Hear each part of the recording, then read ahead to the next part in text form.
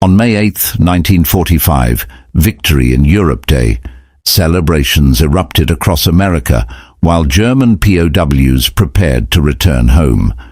But at a small Massachusetts camp, something extraordinary unfolded. When American commanders told a group of German women prisoners they were free to go home, many made an astonishing choice. They begged to stay rather than return to their defeated homeland. These women were members of the German Women's Auxiliary Corps, captured in the war's final months. Young women who had served the Reich and now faced a life-defining decision. 6 months earlier, in November 1944, fewer than 60 German women arrived at a makeshift facility near Fort Deans, Massachusetts, ranging in age from 18 to 35. Captured in France and Belgium as German forces retreated, they had served as radio operators, nurses, and administrative staff for the Wehrmacht before falling into American hands. Captain Margaret Sullivan, one of few female officers assigned there, recalled how the women stepped off transport trucks wearing grey auxiliary uniforms, their eyes filled with defiance and uncertainty. Among them was 23-year-old Ingrid Brenner from Hamburg, a communications specialist who clutched a small leather diary, her only remaining link to the life she had left behind. The first weeks were tense. The women kept to themselves, speaking only in hushed German, maintaining rigid military bearing, and following camp routines with emotionless, mechanical precision. Change began with small gestures. Private James Morrison, a farm boy from Iowa, noticed prisoner Anna Weber fighting a persistent cough and brought her an extra blanket and herbal tea. Anna had been taught Americans were ruthless enemies, yet this young soldier showed unexpected concern. Accepting the tea quietly, she spoke a soft "Danke," and her rigid posture softened for the first time. Word of such kindnesses spread through the compound. Guard Sergeant Robert Chen, son of Chinese immigrants, began teaching basic English to interested prisoners using drawings and hand gestures. Ingrid, who had some prior English training, discovered both a language aptitude and something surprising in the Americans' faces. Curiosity instead of hatred, humanity instead of cruelty. Christmas 1944 brought a breakthrough. Captain Sullivan organized a modest holiday celebration, allowing the women to craft simple decorations, and what followed surprised everyone in the camp. Ingrid approached Captain Sullivan with a hesitant request. Could the women sing? That evening, 60 German prisoners performed O Tannenbaum, then attempted Silent Night in imperfect but heartfelt English. Private Morrison later wrote home, "Listening to those German girls sing, I forgot we were enemies. They looked so young, so far from home, reminded me of girls back in Cedar Rapids." The Christmas evening marked a turning point.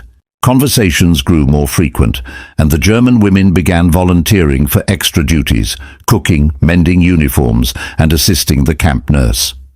Ingrid became an unofficial translator and mediator, discovering that American soldiers were just as homesick and uncertain about the future as the German prisoners themselves. By February 1945, the camp's dynamics had shifted dramatically. Mixed English-German conversations echoed throughout the compound, and Sergeant Chen's informal language classes flourished. Then disturbing news changed everything. As Allied forces advanced into Germany, reports emerged about concentration camps, atrocities of a scale that shook the German women to their core. Ingrid sat in the camp library reading American newspapers with trembling hands. Reports of Bergen-Belsen and Dachau revealed a horror she had never imagined existed in the country she had served. Anna Weber found Ingrid in tears and whispered, "Is this real? Did our country really do these things?" Other women gathered, their faces reflecting shock, confusion, and devastating disbelief. These were not hardened ideologues, but young women who had believed they were defending their homeland. Now they confronted the possibility they had been part of something far darker. Captain Sullivan watched as the women grappled with this painful revelation. Genuine anguish unlike anything she had ever witnessed, a complete shattering of identity and belief. That night, Ingrid wrote in her diary, "What kind of Germany will we return to? What kind of Germany were we serving? I thought I knew who I was. Now I understand nothing. Spring 1945 brought victory in Europe, but also profound uncertainty.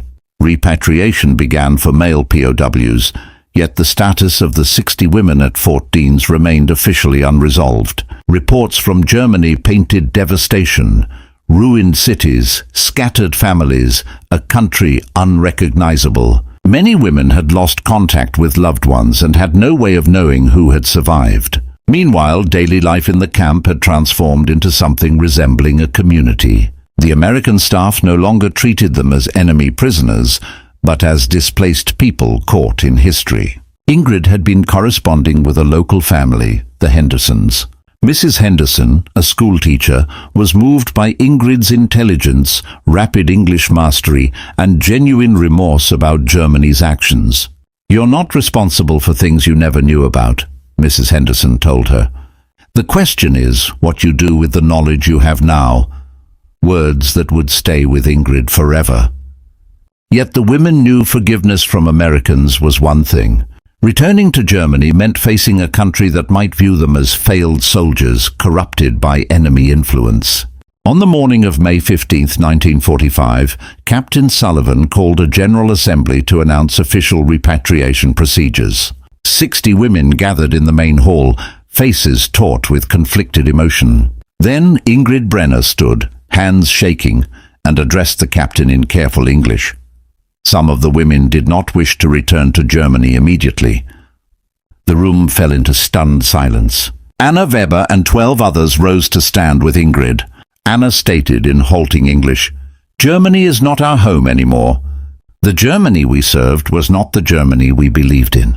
Captain Sullivan had never encountered POWs requesting to remain rather than accept freedom. What followed was an outpouring that revealed how deeply these women had been transformed.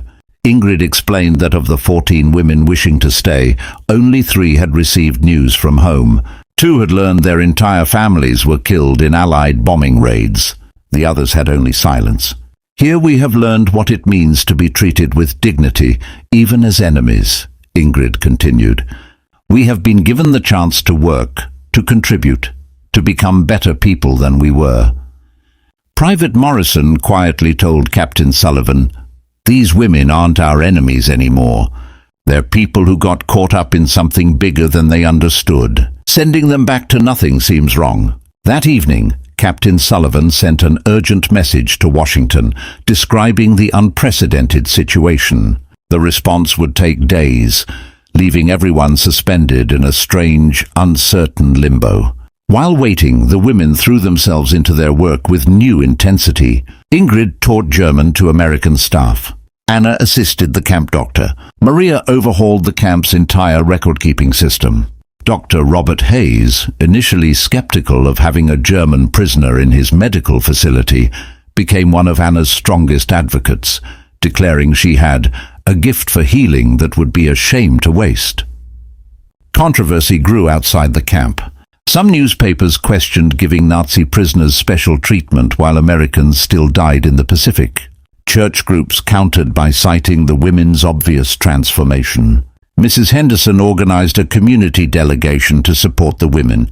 "They've shown us what redemption looks like when people are given the chance to change," she argued before camp officials. Headlines spread from local papers to Boston and New York. The story ignited national debate about justice, forgiveness, and whether human beings could genuinely transform across enemy lines. A German-American priest, Father Heinrich Müller from Worcester, visited and challenged the women in their native language. "Isn't that exactly when home needs you most? When it's broken and needs rebuilding?" His words forced Ingrid to question whether their desire to stay was driven by genuine principle or simply fear of facing their country's consequences. Intense debates erupted among the women.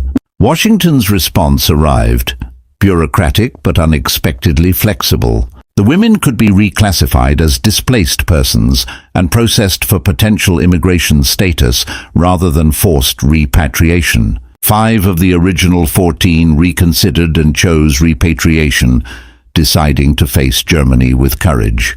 9, led by Ingrid and Anna, chose the harder path, starting entirely new lives in America. Sponsors came forward faster than expected.